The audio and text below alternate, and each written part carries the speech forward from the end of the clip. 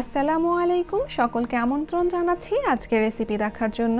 সুধী দর্শক, আজকের রেসিপিতে আপনাদের জন্য রয়েছে স্পেশাল মশলায় তৈরি এই চালতার আচার রেসিপি।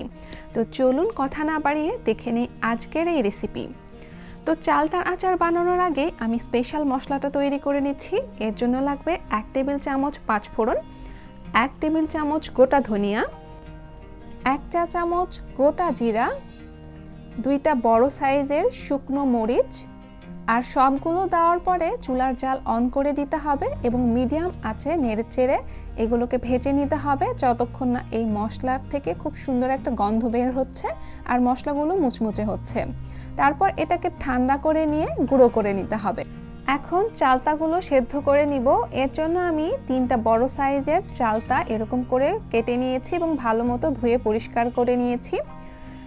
এই প্যানটাকে চুলার উপর বসিয়ে দিলাম, পরিমাণ মতো পানি দিয়ে দিয়েছি আর দিয়ে দিয়েছি 1 চা চামচ লবণ ও 1 চা চামচ হলুদ গুঁড়া।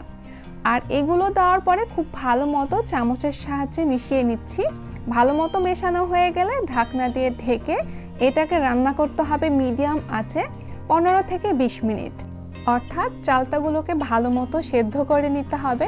তবে এর মাঝখানে 2-3 বার একটু ঢাকনা উঠিয়ে ভালো মতো চামচের সাহায্যে এগুলোকে একটু মিশিয়ে দিতে হবে যাতে চারি সাইড খুব ভালো মতো সেদ্ধ হয়।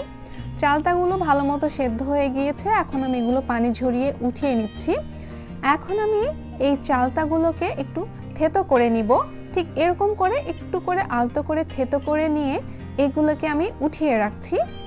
আচার বানানোর এই ধাপে আমি আবারও প্যানটা চুলায় বসিয়ে দিয়েছি। এর মধ্যে আমি এখন দিয়ে দিলাম 1 কাপ সরিষার তেল, 3টা শুকনো মরিচ এরকম মিডিয়াম সাইজের, 2 টেবিল চামচ রসুন বাটা, এতে করে আচারের ফ্লেভারটা অনেক সুন্দর হবে, 1 টেবিল চামচ আচারের মশলা যেগুলো আমি ভেজে নিয়েছিলাম এরকম করে গুঁড়ো করে নিয়েছি, 2 চা চামচ মরিচ গুঁড়া, 1.5 চা চামচ লবণ।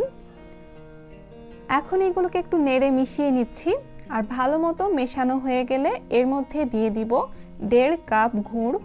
আমি গুড় ব্যবহার করেছি, আপনারা চাইলে চিনি ব্যবহার করতে পারেন এর পরিবর্তে।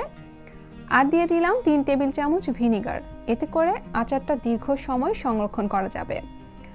এখন এগুলোকে ভালো মতো নেড়ে মিশিয়ে নিচ্ছি। গুড় যখন ভালো মতো গলে যাবে তখন এর মধ্যে আগে থেকেই সেদ্ধ করে থেতো করে রাখা চালতাগুলো দিয়ে দিব। আর এখন এই আচারটাকে মিডিয়াম টু লো হিটে রেখে এরকম অনবরত নেড়ে রান্না করতে হবে। আর এই অবস্থায় কিন্তু চুলার জাল কোনোভাবেই হাই করা যাবে না বা মিডিয়ামে রাখা যাবে না। লো থেকে একটু বেশি পরিমাণ আঁচে রেখে এটাকে এরকম করে নেড়ে চেড়ে রান্না করতে হবে।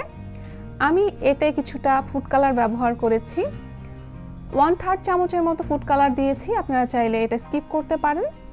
ফুড কালার ব্যবহার করেছি, এতে করে আচারের কালারটা অনেক সুন্দর হয়। এখন এরকম নেড়ে চেড়ে আচারটাকে রান্না করে নেওয়ার এক পর্যায়ে যখন দেখবেন এরকম কালার হয়ে এসেছে তখন এর মধ্যে বাকি আচারের মশলাটুকু দিয়ে এটাকে নেড়ে মিশিয়ে চুলার জাল বন্ধ করে দিতে হবে। এখন আমি এই আচারটা সার্ভ করে দেখাচ্ছি এটা দেখতে ঠিক কীরকম হয়েছে। আপনারা যে কোনো কাচের জার বা বয়ামে ভরে এই আচারটা কিন্তু সারা বছরের জন্য সংরক্ষণ করতে পারবেন। তো দেখে হয়তো বুঝতে পারছেন আচারটা দেখতে কতটা লোভনীয় হয়েছে। আশা করব আপনাদের পছন্দ হয়েছে।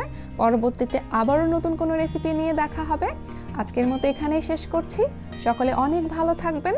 আল্লাহ হাফেজ।